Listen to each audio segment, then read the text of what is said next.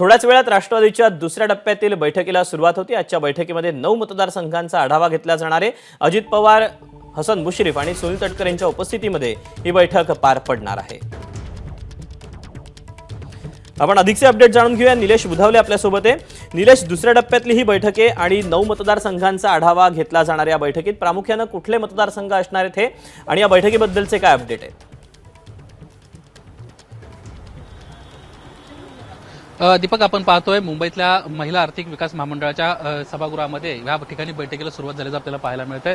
समोर पाहतोय आपण प्रदेशाध्यक्ष सुनील तटकरे आहेत, यासोबतच दिलीप वळसे पाटील आहेत, छगन भुजबळ आहेत, राष्ट्रीय अध्यक्ष अजित पवार या ठिकाणी काही वेळातच पोहोचतील, प्रफुल्ल पटेल देखील या ठिकाणी आहेत। यातली महत्वाची बाब ही आहे की रात्री उशिरा अजित पवार यासोबतच अमित शहा यांची महत्वाची बैठक पार पडली आणि या बैठकीमध्ये प्रामुख्याने लोकसभा मतदारसंघांसंदर्भामध्ये चर्चा झाल्याची माहिती आहे।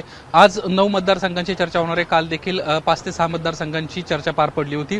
बारामती लोकसभा मतदारसंघावर जवळपास शिक्कामोर्तब होताना पाहायला मिळते। राष्ट्रवादीकडे तो असेल आणि सुनेत्रा पवार या ठिकाणून उमेदवार असतील अशी देखील शक्यता काल बोलताना प्रदेशाध्यक्ष सुनील तटकरे यांनी व्यक्त केली होती। आज देखील दुपारी नंतर अमित शहांसोबत कदाचित अजित पवार यांची बैठक होण्याची शक्यता आहे। आज ज्या मतदारसंघांचा आढावा घेतला गेला यामध्ये देखील याची माहिती देखील गृहमंत्र्यांना देण्यात येईल आणि त्यानंतर प्रामुख्याने 1 ते 2 दिवसांमध्ये कोणत्याही क्षणी जागा वाटप जे आहे ते जाहीर होईल आणि उमेदवार कोण असतील यांची नावे देखील डिक्लेअर होताना आपल्याला पाहायला मिळतील।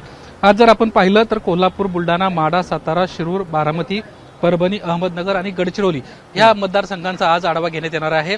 सुरुवातीपासूनच अजित पवार यांच्यासोबत असणारे जे महत्त्वाचे नेते आहेत त्यांना मागणी केली होती, जेवढ्या जागा तुम्ही एकनाथ शिंदेना द्याल तेवढ्याच जागा राष्ट्रवादीला देण्यात याव्यात। त्यामुळे आता या जागांसंदर्भात काय तोडगा निघतोय हे पाहणं महत्त्वाचं राहणार आहे। सध्या कोल्हापूर लोकसभा मतदारसंघाची बैठक सुरू आहे। त्या ठिकाणी समोर आपण पाहतोय की आमदार प्रकाश पाटील आपली जे म्हणणं आहे ते या ठिकाणी आपल्याला मांडताना पाहायला मिळत आहेत आणि आजच्या या 9 मतदारसंघांच्या आढावानंतर प्रामुख्यानं ज्यावेळेस गृहमंत्र्यांची बैठक पार पडेल त्यावेळेस गृहमंत्री या जागांसंदर्भामध्ये चर्चा करतील। काल जी माहिती मिळते त्यानुसार दोन्ही उपमुख्यमंत्री, मुख्यमंत्र्यांची जी अमित शहांसोबत बैठक पार पडली त्यामध्ये स्पष्ट करण्यात आलेलं आहे की ज्या ठिकाणी जो क्षमता असणारा उमेदवार आहे, ज्या पक्षाचा आहे, त्याला कुठेतरी सर्वांना मदत केली गेली पाहिजे। त्यामुळे आता जागा वाटपांचा जो तिढा मागच्या काही दिवसांपासून आहे तो सुटतोय का हे पाहणं महत्त्वाचं राहणार आहे। दीपक, निलेश, या बैठकीबद्दलचे अपडेट जाणून घेत राहू। तुर्तास धन्यवाद दिलेल्या सविस्तर माहितीबद्दल। एबीपी माझा, उघडा डोळे बघा नीट।